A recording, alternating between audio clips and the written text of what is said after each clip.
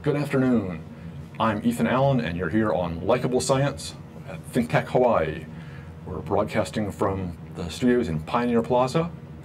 Likeable Science is all about making science appealing and accessible, helping people realize how much fun, what a fascinating part of our lives science can be for everyone. To help me explore that further, today I have Marion Ano with me. Aloha. Welcome, Marion. Thank you. Thanks for having me. I'm happy to have you here. Marion is a amazing person. She's a member of the high capacity Hawaii's first makerspace, Honolulu's first makerspace. She's also a board member of Honua Momona, if I said that correctly, International, which is a Molokai nonprofit that works on community-based self-sustainability sorts of issues, and she's also a self-taught programmer, I guess you'd call it, coder. I don't know what the current term is. She's has a bachelor's in geology from from University of Washington. I should know this, my old school. Excellent. And Marion's real interests are sort of to work to integrate the sort of biological, cultural, sociological aspects of various strands of life and to weave these all together into coherent, hopefully very positive looking wholes, right? Okay, excellent, excellent. So tell me a little bit about your background, about what it is that sort of got you engaged in this world of ancient Hawaiian fish ponds, if you will. Sure. Well, interestingly enough, I was born and raised here and of Native Hawaiian ancestry. And I actually didn't find out about Hawaiian fish ponds until I returned to Hawaii after college, at which time I sort of started really exploring my Native Hawaiian culture. And someone had said, hey, like there might be an opportunity to do some teaching at Hei'a Fish Pond. And so I inquired about that opportunity, and that was the first time I've ever been to a fish pond, an ancient Hawaiian fish pond. And if you've ever experienced it, and especially through a cultural lens, you just think like, wow, this is huge. There's a reason why this was created. And I was just captivated, and I continue to be captivated by the engineering, the thought process that goes behind, or that's put behind, creating a Hawaiian fish pond. Right, because these are not just little 20-foot circles of stones. These are huge. They cover dozens, hundreds of acres in some cases. Absolutely. People have to build large walls fairly far out into bays. I mean, that took cooperation, community work. Absolutely, yeah. Fish ponds range from, an acre to like 500 acres. Actually, Oahu had the largest fish pond of 500 acres. Hei'a Fish Pond is 88 acres. So these are, and if you've ever participated in traditional wall stacking, you would understand that this was not something they did because they wanted to have some fun. This was to survive. Right, because building a wall that not only stands up sort of just to air, but it's standing up to wave action. That's a much bigger wall. You have to do you have to move a lot more rocks, I guess. Yes, and some of these rocks are very, very heavy. Yeah. Wow. And then, of course, as you say, there's engineering, because these are not just a simple wall of rocks, right? There have to be at least one, if not several, gates in them. Right. So about the wall too, the wall itself is constructed at an angle so to not topple over during times of tsunami or wave action. So it's built to last. The angle they build the wall at. They start with like the niho stones, which are the niho, or the teeth stones that are on the very bottom, and then as you build up, the rocks get smaller. And then you sort of have like a fill of little rocks that kind of go inside. And then you also, what they also did was get coral reef pieces and that was used as a natural cement. So they really did assess their environment. So the wall essentially is living. Huh. You know, it's fused together. But over time, it definitely does need repair. Right, right. Yeah. But for sure, you don't want to have to rebuild the whole wall. I mean, you want to make something because it's so much work. Yeah, and you mentioned something about the gates, or the makaha, the sluice gate. This was really important. This was like very, very critical part of the fish pond, especially on the freshwater side. It would manage how much freshwater flow was coming in and out of the fish pond. And then on the seawall side, it would manage the water level, like water coming in during high tide and then water leaving at low tide. And the makaha also served as a primary place of harvesting your fish as well. So that's where your fish selection would take place. Because they're attracted to the nutrients coming in or flowing in and flowing out. So this is a place where fish would gather on the outside, and then you'd open the gate, and then they're attracted to that rush of food. So they come in. And then during an incoming tide, so the tide's entering the fish pond, fish that are in the pond are attracted to the makaha, and then that's when you can close the two other gates, and then you can kind of select what you want to harvest. So it was a very genius model. So there are multiple gates on both sides, so you could sort of trap fish in the middle and have, excellent. Yeah, and sometimes you would pai fish, which is to kind of gather them, kind of like they would kind of you know, put their hands in the water, and then that would kind of scare the fish in a certain area. So you could pai the fish to the makaha too if you wanted to do that. Excellent. And you said they also controlled the fresh water going in. Absolutely. So you could divert it so it didn't go in and went somewhere else. Right, because you wanted to maintain that estuarian, that ideal environment for the ama, the mullet, and the ava, the milkfish. Okay. They really like sort of that brackish water environment, and I think a lot of the microorganisms, the primary productivity, the microalgae really thrived in that estuarian environment. But you don't want to put too much fresh water into that system. You really needed to create that balance. And they did all this without accurate salinometers or anything. No real way to measure salinity other than sort of understanding what it was, perhaps tasting it. Using your senses. Right. Yep. Yeah. Experience, oral history, like kia'i loko or fish pond, guardians of fish ponds probably pass down knowledge to the next person who was going to caretake. So I'm sure there was a lot of transfer of knowledge.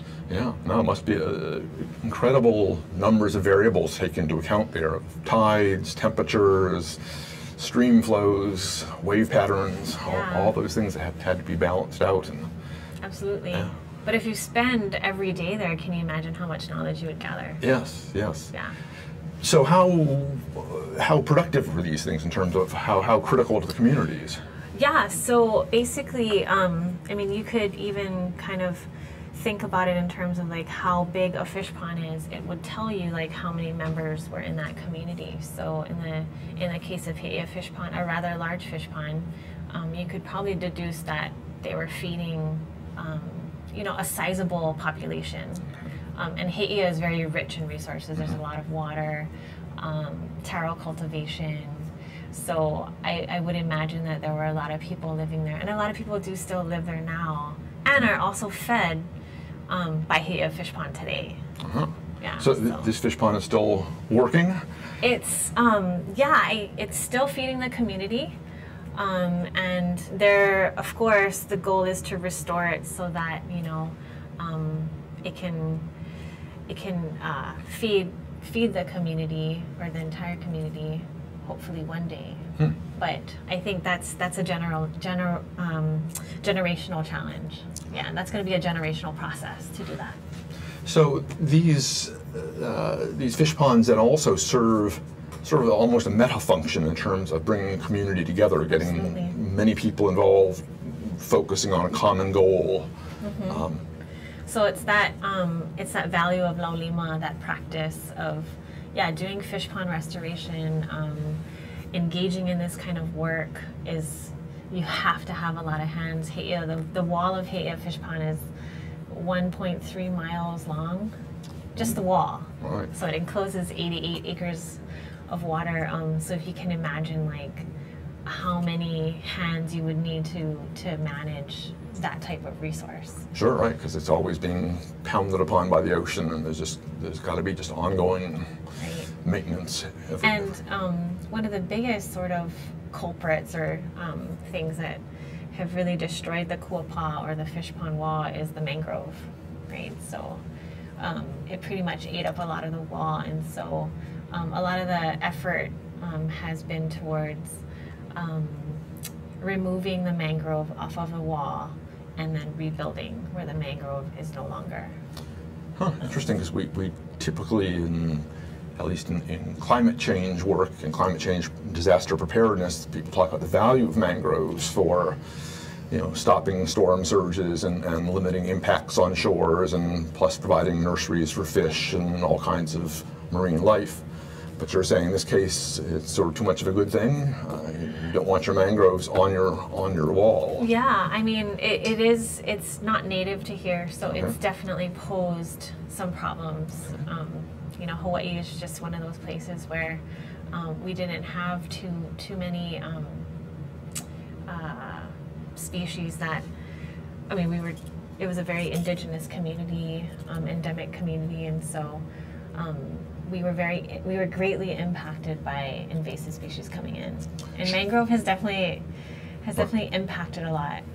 Right. I mean, all the island ecosystems are almost by their nature fairly open. They don't fill in all the niches that are available, and then invasive species can and typically do come on in and fill them in.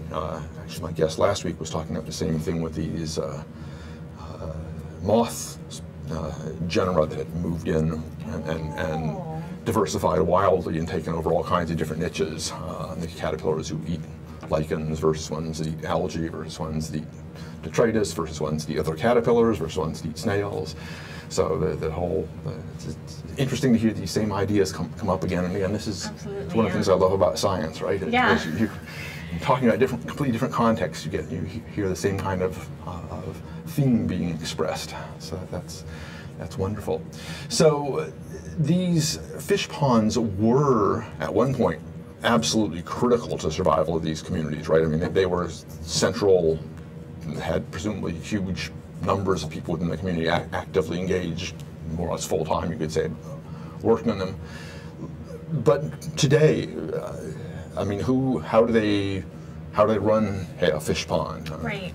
So as I mentioned earlier, it's really in a restorative phase, and partly that's because, you know, we've gone through a long period of time where that's not primarily where we were getting our food. But I think now that, or for a long time, Hawaii and I think the residents of Hawaii have really been thinking of alternatives to how we're going to sustain ourselves in our islands. And I think that a lot of that has to do with restoring sort of these systems that were put in place to sustain.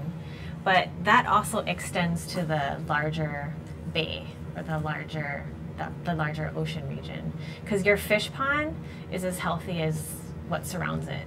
So I think that fish pond restoration is very symbolic in the sense that healthy fish ponds are very much linked to healthy oceans. So I think that's kind of the movement now. And I think through restoring fish ponds, I think people started to return to their culture and, you know, acknowledge kapu, which is like when fish shouldn't be harvested. So a lot of this this renaissance of fish pond restoration and really returning back to the culture has really, I think, shed light on that we do need to take care of our resources. We do need to think about how are we going to feed our communities as we move into the next 5 years, 10, 15, 25, 100 years. Sure. And it's really going to have to start with home. Right. I mean, we want to build self-sustaining, self-sustainable communities where we're not so reliant on material from the outside world. When Hawaii currently imports, what, 85% of the food that we eat is imported, and then 85% of the material grown here in Hawaii is exported, and it sort of seems like a bad equation. So yeah, it'd be much more sensible to build fish ponds where more things are locally produced, grown, consumed, and less energy goes into transportation. Yeah, and then all the benefits of just having people work on the land. You know, I think that it's a healthy lifestyle to be out in nature, to discover it, to ask scientific questions, to really get people engaged in innovation. I think it really starts from being outside and asking those questions. Absolutely, and we'll in our next segment get into this education business a little bit more. We're going to take a brief break right now. I'm Ethan Allen. I'm here with Marion Ano. We're talking about new learnings from an old fish pond. I'm Jay Fidel. That's Sharon Moriwaki of the Hawaii Energy Policy Forum. And every Wednesday we have Hawaii, the State of Clean Energy. We've been doing it for some time now, and we have some fantastic guests on there, unbelievable guests who give us insight into what is going on in a very complex, sometimes very confusing, sometimes very disappointing area of progress in the state. So we love doing this. We love meeting them. We love talking to them. We love having their ideas out on the table. So maybe, just maybe, we can all make some sense of what's going on. Sharon, what do you think? I think that's absolutely correct. We enjoy ourselves meeting with all these people and hearing about the energy and the state of clean energy, and hopefully we advance clean energy for the state. So it's terrific. Join us. Okay, it's every Wednesday. Okay, Wednesday is Energy Day. Every Wednesday, 4 to 5 p.m. Hawaii, the State of Clean Energy, here on ThinkTech Hawaii. We'll see you there. And we're back. I'm Ethan Allen, your host of Likeable Science, talking today about new learning from an old fish pond with Marion Ano, who is developed a wonderful new app to teach visitors and those who want to know about fish ponds. So we just were talking about sort of the value of fish ponds and the history of them. Got into discussing a little bit about their value as an educational resource. So it was really through this area that you sort of got into this whole thing about learning and teaching around fish ponds. So how did you get into this whole sort of modern electronic methodologies for teaching? So maybe I'll kind of back up a little bit and I talk a little bit more about like how I just felt so strongly about Hawaiian fish ponds when that experience, and I was so compelled to be there and learn about them. And I was also teaching down at Hei'a Fish Pond, and I really just felt like more people should know about this place. But not everyone has the opportunity to come down to Hei'a Fish Pond to experience it firsthand. So that's really been one of my missions, is really putting fish ponds on the map. And whether it's via a website or a mobile app, I felt compelled that people should know more about them. And so that's really why I created the mobile app. Okay. So this is to raise awareness then about fish ponds and all. Yeah. But it seems like a sort of an odd thing. You've got this sort of tradition of these fish ponds that's steeped in history, that harks back to ancient Hawaii, and here you are using this, state-of-the-art, cutting-edge technology to help promote it. There must be a little bit of tension there. Yeah. Well, I think what's really interesting is that I think in terms of the information that we feel is important as people, I think you have to get the information to where people get their information. So to me, I'm actually not a big app person. I don't play games on my phone.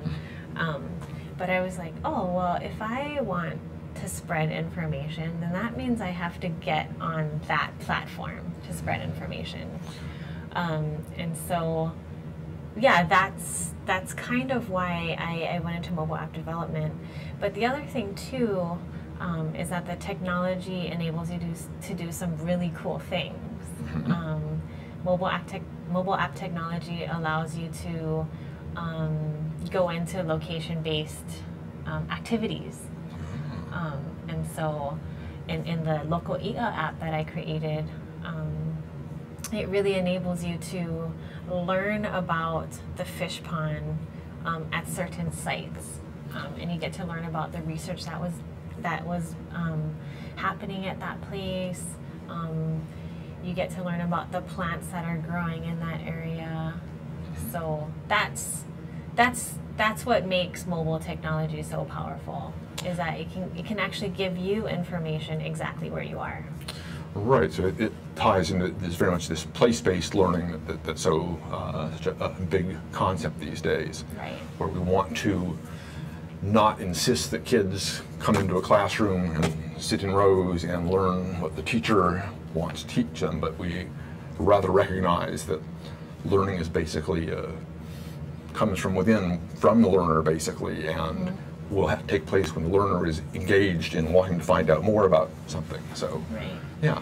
So, and in terms of building the He'ea Fishpond app, they did express that they have so many visitors come through He'ea Fishpond. It's like, it is really hard to give that personal touch to each person that comes down, but the app provides them some relief of having to, make sure every person gets a tour. Now the app enables you to take a tour with the people who actually work there. They're just not with you. Right, Yeah. right. I got that impression when I went through it. Is you have these people who can actually in your app talk to you, and you can either read it on screen or they can tell it to you verbally, Right. about what's going on, what you're seeing, why this is happening. No, so that's a wonderful way, and again, it helps make that sort of personal connection, one-on-one. That's often really, again, a critical, becoming increasingly recognized as a critical part of learning, rather than being sort of one person broadcasting to a crowd. Right. It at least feels much more personal in this sense. And there's something also too about how apps use hand gestures that also triggers a lot in learning. That it's an active process to like trigger a button or swipe through screens. It's another level of engagement, and I think that people don't really think about that. But it's like when you're actually using your own hands and there's a physiological connection to Sure. looking through a photo and pressing a button and zooming in and zooming out. So That's it's true. just another layer of engagement. That's true. It makes you actively involved in that process of learning, rather than just simply sitting at a desk and listening to somebody talk or watching a film, as it were. Yeah. I hadn't thought about that, but that's a very good point. I like that. So,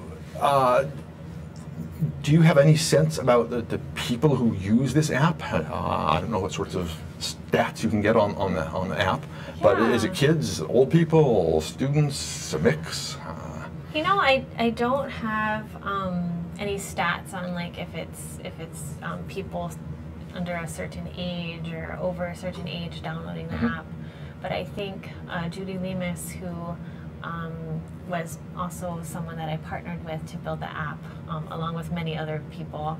I think our intentions were really to reach out to a broad audience. As everybody knows that, if you're ages 12 to 17, you most likely have a smartphone. Right. And if you're an adult over 18, it's like somewhere near 90% of people have a smartphone. So, yeah, I mean, that's the power of an app, is like you can actually reach out to pretty much anyone. It's a really broad range of people you can reach out to, and that was the attraction to me too, is that, even with websites and stuff, it's like people, if they might not have a desktop, they might not have a laptop at home, but a lot of people now can search the internet, can search the app store, can download apps, because they have a smartphone. Right, it's one of these changes that a few years ago, right, not so many people knew about apps or cared about them, but there must be millions of them now, I'm guessing? Yeah, there's over 1 million. Over 1 million apps Yeah. now, wow. So that brings up a sort of an interesting challenge for you is when you create one, how do you ever get this thing noticed? How does anyone know to download it? Yeah, that's where I think myself, I wasn't, you know, as a newbie programmer, I wasn't aware that, yeah, I usually kind of need like a marketing team or a marketing wing to get it out there, because as you know, as you said, like it's a challenge to have your app rise to the top. I sort of relied on like word of mouth to get it out there. But it was really interesting. There was a nice article written about the Loko app, and shortly after the article was released, that's the most downloads we've ever had. So those marketing folks are right when they say that you have to, you actually have to start advertising your app even before it's built. You want to start building up your market. You want to start building up the interest. So yeah, there's a lot of lessons learned, but I think in Hawaii, and like I mentioned, there's so many people that pass through Heia Fishpond. I still think, you know, it's going to spread through word of mouth. That's primarily how it spread. Indeed, and it's a very fascinating app, and we'll look at it in our next segment here. It's as you say, I mean, it's sort of that just-in-time learning, right? When you show up at the fish pond, is when you're sort of going to want that information about fish ponds, right? And about that particular fish pond, and gee, what is there to see here? And you have, through your app, basically made that kind of learning very easy for people to accomplish.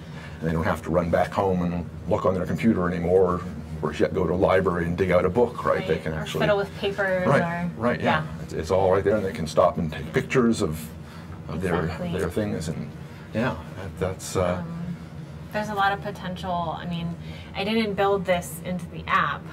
The process of taking a photo and then through the app, and then being able to email it out to a friend. But yeah, there is that potential that, you know, if you build in the sharing capabilities or connecting place with other people who aren't with you, that's a really powerful learning experience for both the person taking the photo and sending it, and also for the person receiving that information. So yeah, and just going back to just being able to hold that resource or hold the app in your hand, I think is really powerful, because how many people walk around holding their laptops? Right. Very few, but yeah. These days, and we were just talking about that earlier, that more and more you see people on public transportation. You know, it seems that half the people you see at least have a mobile device with them and are actively engaged in paying a lot of attention to it. Very true.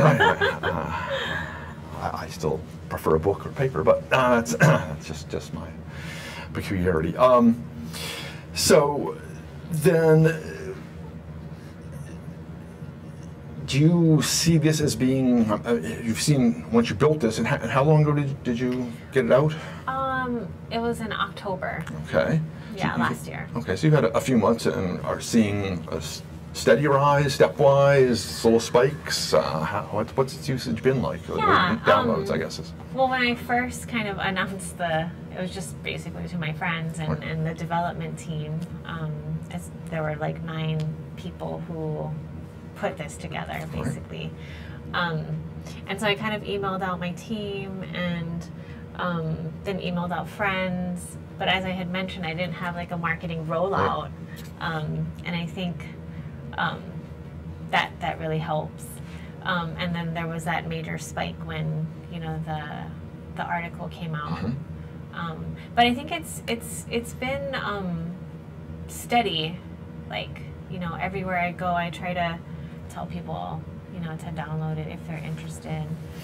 Even friends of mine who I haven't even told yet, they're like, what, really?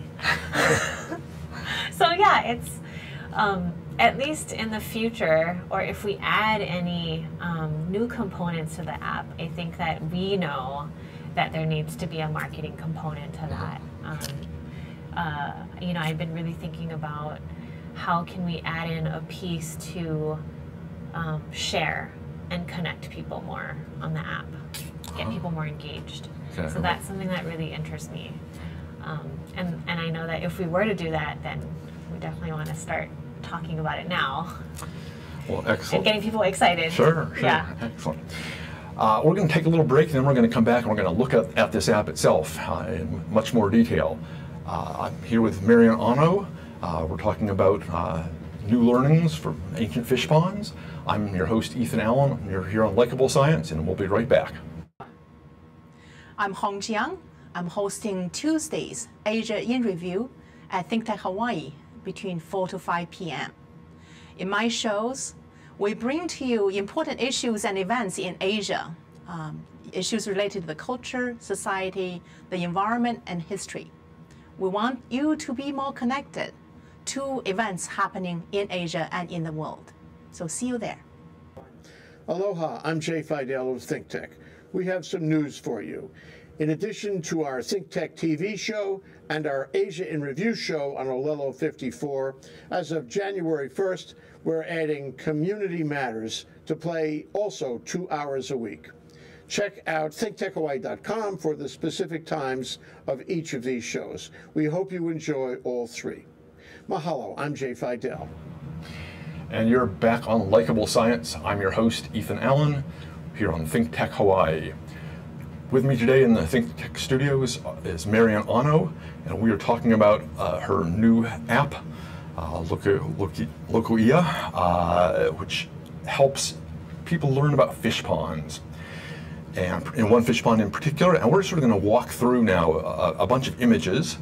If the control room can kick us over to the first image here, I'm going to let Marion sort of step you on through here. All right. So right now we're looking at the launch screen. So you can decide whether or not you want to take the walking tour. You can learn more about the background of the Loko app, and or you could take the virtual tour. So the virtual tour is if you're not at the location. Next. So this here is the walking tour screen. And so you'll notice that you want to definitely hit the start button. And what that tells you is it gives you a couple options. It tells you, okay, hey, if you're at the fish pond, read this little bit, get your bearings on your location, and move towards the pier. That's where the walking tour starts. If you're not at the fish pond, there's a button that's in the start screen that you can unlock all the other sites. So meaning that you can access the entire walking tour without being there, and then you can reset it too. So if you go back down there and then you want to take the walking tour, you can reset it. So there's actually 5 physical sites that you can walk to on the walking tour. Then the next one. All right, so this is an example of what the walking tour audio screen looks like. So you can play, pause, stop, and since you're there, you don't really need photos. But if you're having trouble hearing, or for the hearing impaired, we put the text in there so that you could actually experience what is being said at that particular site on the walking tour. And this is narrated by the folks who actually run the fish pond. So this is narrated by a lot of these sites. The site audios are narrated by Heia Cavelo, who's the executive director at Paipai O'Heia, and her assistant executive director, Keli'i Kotobete. Yes. So it's really wonderful to hear. You really hear their passion about and their aloha for the fish pond through their audio. Excellent. So moving on. All right. So as I mentioned, you can do the walking tour or the virtual tour. The reason why we included the virtual tour is because there's sites 6 through 10 are not sites that you can access by foot. So we wanted to engage everyone in understanding the rest of the fish pond. And also, I failed to mention that that at each site there's also science happening. There's also discussion around different scientific topics. So that's also the reason why we also included a kind of a full picture of what's happening at Heia Fish Pond. Yeah, I know somewhere in this series you've got just some data on different parameters of the fish pond and all that I thought was very intriguing to see that you offer that to learners. Yeah. So next we see. All right, so this is an example of, I think, a site on the virtual tour, and you'll notice you can listen, you can read text, or you can do site science. Site science is a discussion about science in situ, science in place. So in this particular site, the discussion is really about what's happening at that site. So I believe this is site 7. Yeah. And that takes us to the next. Yeah. And so these are like some of the, this is a phytoplankton example. And so there's a discussion of what is phytoplankton, and also like what is interesting. So you can see in the next screen, we'll see the data maps. Right here, the data maps of phytoplankton. And so what happens at each site is some of these were handpicked by the scientists, saying that let's discuss phytoplankton at site 7 because something interesting is really happening here. So that discussion is below in the text. And I think that's what makes this very unique, is that you get an overall picture looking at the data maps, but then the scientist really takes you deeper and says, but this is really interesting, and this is happening here because maybe the freshwater source is further, or we're closer to the sea wall side of the Kuapa. Right, that is, we tend to look at a body of water and think it's all the same, but this helps you see that there's environmental differences here, and why fish might like one part better than the other. Right, and I'd like to credit Daniel Hull and Cheryl Leon Soon for their tremendous research and community involvement in getting people really excited about the science happening at Heia Fish Pond, and also sharing it via this app. Yes, indeed. So the next one shows. Yeah. So if you look at the bottom, which is the tab bar of this screenshot, you can actually move through the science, all the science basically on the tab bar. So this one is the primary productivity, and what this is really, the scientists are really providing sort of that background of what is primary productivity, and why, and sort of building the context around the 5 other topics they discuss in the context of primary productivity, because that's really what, and you know, it's an applicable science. It's like primary productivity is what's going to feed our fish. Right. So that's primarily, you know, what is of interest to the community, to Pai, to the scientists. It's really about fish pond restoration. Right, right, exactly. Moving along.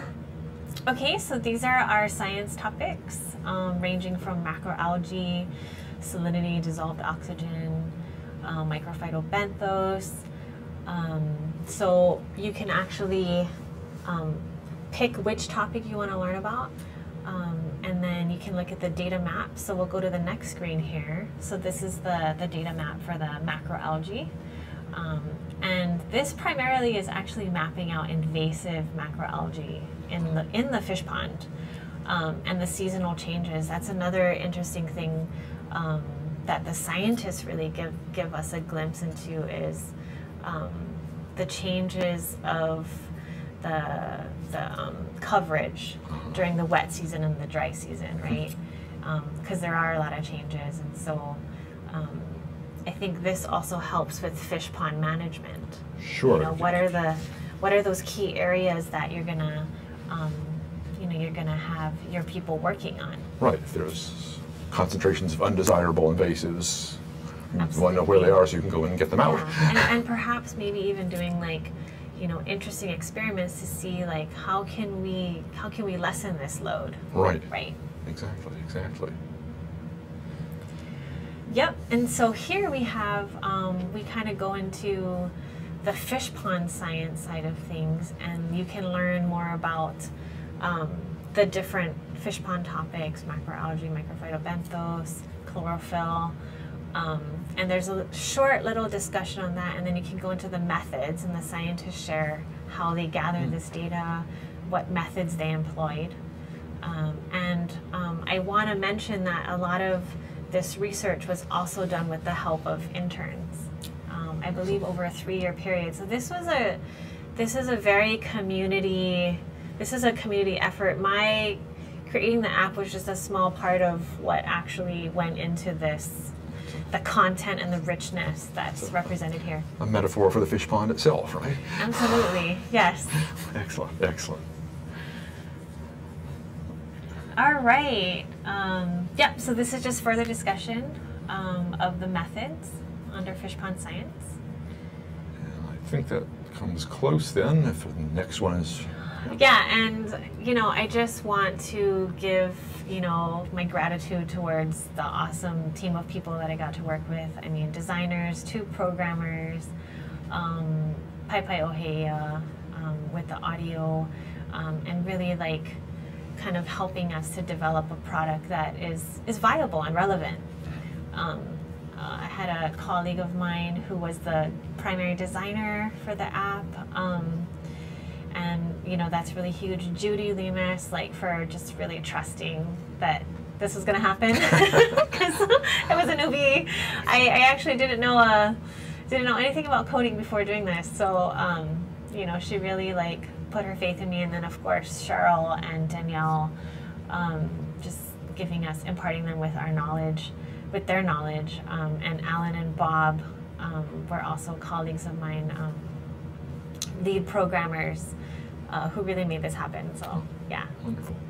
And last but by no means least, right, the supporters, I guess. Oh, yeah. So this is our, of course, this is the nice thing about the Local IA app is, and I think app development in general, is it really does take a community of people, and it takes a team, and we were supported by the National Science Foundation, HINB, Pai Oheia, and we also got some funding from the Omidyar Foundation.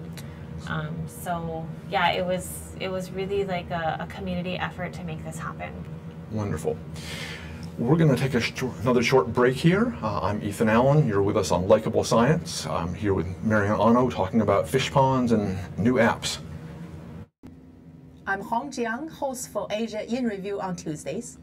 And I'm David Day, host for Asian Review on Thursdays. Both of us broadcast our respective shows at 4 p.m.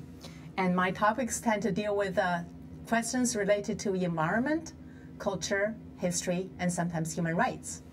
And my shows tend to be on international business, foreign policy, geopolitics, and national security.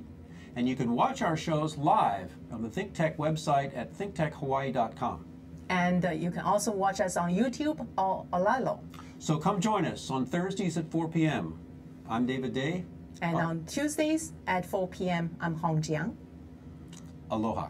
Aloha. And you're back with Likeable Science here on ThinkTech Hawaii. With me today in the ThinkTech studios is Marion Ano, and Marion is the developer of a wonderful new app where people of all ages and backgrounds can learn all they want to know about the fish ponds here in Hawaii. So we just took a beautiful tour of the app, as it were. Wonderful set of screenshots there that you led us through. That was very interesting to see that. So what's next on your agenda? I gather you're off to Chicago for 8 weeks to learn more about app building. Yeah. I decided to learn how to really do this. See, me, you already were doing a great job. I'm actually going to be there for 8 weeks. I'm leaving today. I'm going to be there for 8 weeks. And then when I come back, I hope to, actually, we hope to maybe expand on the Local IA app and add in other fish ponds. And hopefully I'll have the skill sets to do that at that point. And then I'm also really interested in getting more people excited about sharing their place through mobile apps. The potential of really, the potential for learning, I think, is there in mobile app development. And so I think these are things that I want to explore, as well as also getting into teaching and starting my own company in mobile app development here in Hawaii. Excellent, excellent. So, where do you see this? Is this app going to just keep growing and sort of like the algae that you talk about, just spreading and spreading and spreading, or do you want to go off in different directions now? Yeah, as I mentioned earlier, I think if the opportunity that is there to add in fish ponds from different islands, to add in interesting things that they're doing there, provide their communities with a walking tour, or how to engage. The one thing that I'm really interested in, if we were to pursue another version of the fish pond, the Loko app, is how can we get people to continually have a conversation about the fish pond. So that would be one thing that I would really think about with the rest of the team, is like, how do we get the Loko app to be something that people are always engaged in, always connecting, like answering scientific questions, doing scientific investigating. So it's really about how do we also now link the community in. So you'd like to make it so that people could, for example, take pictures and say, what fish is this? And right. the app could help them figure out what fish they were likely seeing. Yeah. Or maybe the community could, okay. So that like someone will be notified, like, hey, there's a question at Fish Pond, like, can anyone answer this question? And so that's crowdsourcing, as absolutely it were. Crowdsourcing for answers. That's definitely something that I would like to do. Yeah, I can see the real power of that, and I think you're right on sort of the cutting edge of educational change here, is to get education much more personalized, much more out of the box, out away from the classroom, help people realize. And again, this is so, I think, so powerful to help everyone connect to education, to their own education, and to learning sort of what they want to know, when they want to know it, where they want to know it. And so what you're saying about having an app makes perfect sense then, because they're carrying sort of a perfect tool with them, and to help facilitate, help sort of guide their learning, not trying to be didactic or tell them you need to know this, but to just push them in the right directions, or open doors for them, as it were, as their questions arise. Absolutely. Yeah, that's truly astounding. And so you want to take this, probably you were saying, in other sort of perhaps other directions, get other nonprofits, other local groups, other local places to build similar apps, or have you build apps for them in a new business to help them share the beauty and the power of their place and their special resources they have. Yeah. That could be incredibly rich. I could see a tremendous power further this whole place-based education. Yeah, and I think another thing to think about really is, how do you tap into untapped human power, right? And a lot of that is, say that they're at the fish pond and they want to, there's an observation that, the fish pond would like visitors to help them monitor something. I think it's just a matter of time when people can plug in sensors into their phone and do water testing where they are. So it's like, imagine if you could, if you had daily visitors and they could actually participate in that, in taking that data. Exactly. I think it just, So if we want to think about like untapped human labor, and also you want them to do that because that's how they get engaged. Exactly. Helping get citizens involved in doing science and, building the citizen science workforce, as it were. Yes.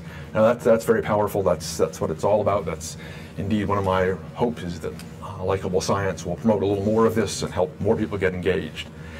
So I want to very much thank you, Marion. It's been wonderful to have you here. I truly appreciate your taking your time and in this busy last day that you're in Hawaii for 2 months to come and join and share your knowledge and enthusiasm here. Thank And I certainly wish you the very best of things while you're away from the islands, and hope that we'll have a chance to reconnect when you come back. Great. Mahalo. Thank you so much.